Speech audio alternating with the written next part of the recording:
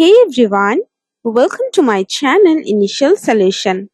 In this video, I'm going to show you how to transfer Google Photos from one account to another. So, you have to select those photos you want to transfer. So, if I select these two photos from here, now go for this share option, click on it and write the email here. Okay.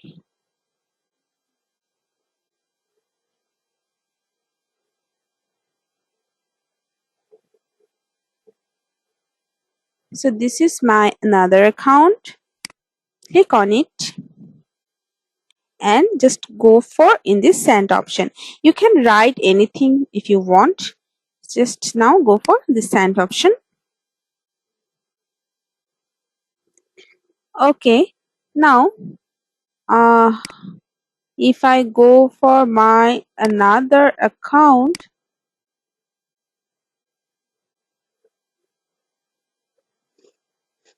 okay,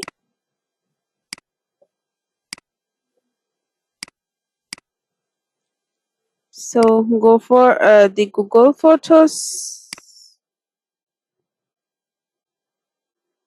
from here.